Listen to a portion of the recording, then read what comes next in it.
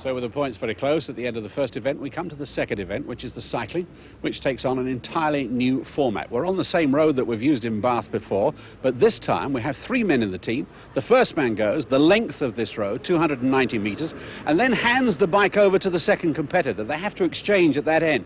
He cycles back and hands it over to the third competitor, and it's a match race, 2 teams drawn together. First team over the line are the winners. Well, before they race, let's take a look at Andy Ruffell on his BMX bike. Things have happened very quickly for this young man. These BMX bikes came to us from the United States only a couple of years ago. Everyone took up the craze, but one man, this man, was determined to excel. He wanted to be the best, and nothing pleases him more now than to prove it whenever possible. Apart from junior superstars, he's our youngest ever competitor.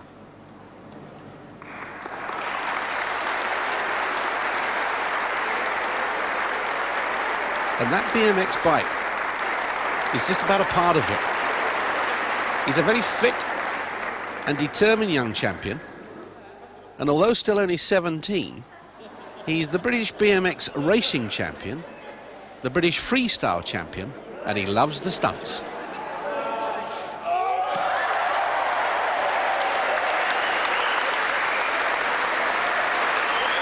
What a following he's got, already a television personality in his own right. And they can save the prayers. They're in very good hands. Andy Ruffell's. So 2 men having their first event in this Super Team semi-final. For rugby in blue, Andy Irvin, the great Scottish fullback, and in green for the Speed on Wheels, Peter Collins, the great Speedway champion. And waiting to take over, the number 2 men, Marcus Rose for rugby and Andy Ruffell for the Speed on Wheels. On your marks.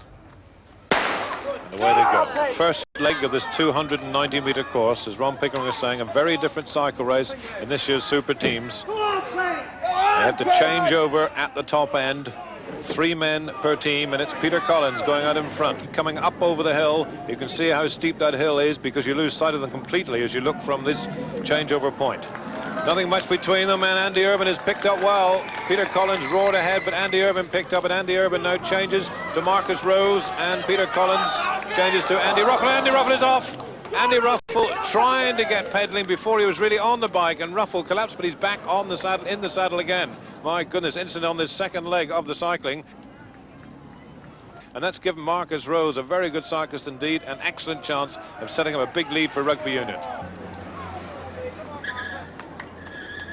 Marcus Rose opening up a big gap now as he hands over to Nick Jevons. Andy Ruffell has done very well indeed after an incident at the changeover point, and look at that, he's ridden very well indeed, and Roger Marshall taking over for him. So it's Nick Jevons for rugby against Roger Marshall. Roger Marshall, the road racing motorcyclist, with a lot of work to do now if he's to catch this big man Nick Jevons. Jevons, the big legs, powering him down through. Looks over his shoulder. I think he can take it pretty comfortably, and it's going to be 4 points for Rugby Union from the cycling and 1 point for the Speed on Wheels. Jevons with a big smile on his face. Roger Marshall shakes his head, said, I couldn't catch you without an engine. And really, it all was lost for the Speed on Wheels team when Andy Ruffell took over from Peter Collins on the second leg.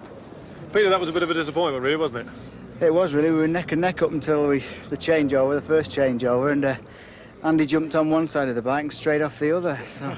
I saw you standing there. You couldn't believe your eyes, I don't think. No, I couldn't, no. Not after seeing him do all his trick cycling last night.